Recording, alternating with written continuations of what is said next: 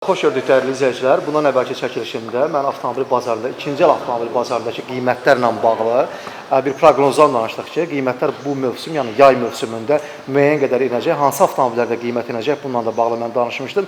Ümumiyyətlə yanımızda mütəxəssis var, Raqib bəy yanımızdadır. Dünyanın bir çox ölkələrini gəzir və ümumiyyətlə avtomobil sahəsində bütün prosesləri yaxından izləyir. Soruşmaq istəyirəm Raqib bəy, ikinci əl avtomobil bazarında vəziyyət hansı istiqamətə doğru gedir? Sizin təhlilləriniz və proqnozlarınız hansı istiqamətdədir bununla bağlı? Bu il girəndən hamı gözləyir ki, qlobal maliyyə böhranı olacaq yenə də, nəsə baş verəcək. Orada müharibə gedir, cənubda müharibə gedir, şimalda müharibə gedir, o tərəfdə müharibə gedir. Görəsən İran nə olacaq, bu nə olacaq? Bu istərsəməz adamları, məsələn, mən adamlar tanıyıram ki, əlində pulu var, sadəcə gözləyir.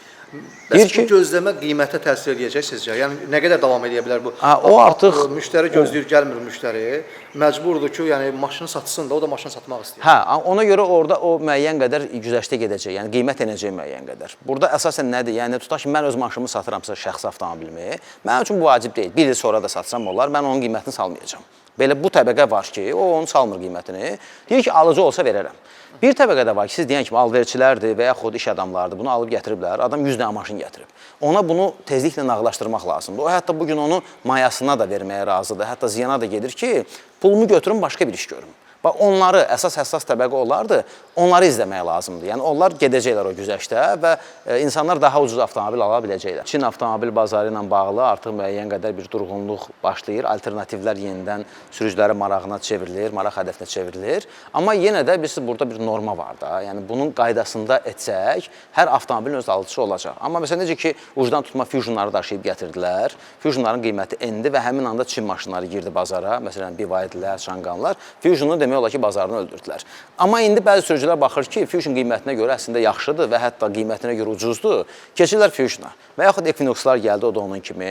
Yəni, bəzi modellər var ki, sürücü biraz gözləyir, başa düşür biraz o, bazarı analiz edən sürücü başa düşür ki, birazdan bu qiyməti düşəcək. Amma ona görə yox ki, o keyfiyyətsizdir. Sadəcə bir hay-küy qopur, alverçilər bazarı oynadır, bir maşın gəlir, bir marka gəlir, bir markanın reklamı gedir. Yəni, ani vəziyyət dəyişir və buna uyğunda... Bəli, yəni bildiğin birja kimidir. Yəni, bəzən manipulyasiya olur. Yəni, əslində bu avtomobil pis deyil. Sadəcə olaraq o qədər çox gəlir ki, həddindən çox. Bütün stoklar dolur, hər yerdə dolur. Dolur və ona görə təbiiliyindən bunun qiyməti düşməyə başlayır. Tələb çox, təklif... Sırf tələb təklif məsələsindən bu baş verir. Yəni, keyfiyyətsiz məsələsi deyil. Amma deyir ki, hə, Çin maşınlarda kimsə alır, görürsən ki, artıq bu modellərdə problem başladı. Biri bir dənə video çəkir ki, bunu almışam, tövbə bir də almaram, ehtiyac səsini tapmıram, budur, servis belə davrandı, 6 ay maşının detalını gözləməliyəm. Bu nə qədər alıcını artıq o avtomobildən çəkindirir. Ötən il insanlarımızın ən çox pul yatırdığı sahə tikinti və avtomobil oldu. Yəni, insanlar hələ onun kreditini ödəməklə məşğuldular, keçən aldıqlarından. Nə qədər adam getdi, məsələn, ilkin ödəniş eləyib, haradansa mənzil götürdü, bu indi bunu ödəməlidir axı. Və yaxud avtomobil götürdü, bunu ödəyir və bu il artıq onun üçün, yəni həmin adamlar üçün bu prioritet deyil. O ancaq o kreditini ödəməklə məşğul olacaq. Fikir verir, məsələn, kreditlərin də nisbəti artdı. Niyə elə ona görə artdı ki, adamlar getdilər, bu maşınları götürdülər və yaxud əmlaka yatırım elədi. Yəni, bu il elə belə də gedəcək, çünki bu ölkənin ümumi iqtisadi vəziyyətinə görə də dəyişir də. Yəni, əgər ölkədə pul dövriyyəsi inkişaf edirsə, sən ətrafda bunu görəndə, başa düşürsən ki, hə, bu insanın əlinə pul gəlirsə, o nəyəsə düşünəcək.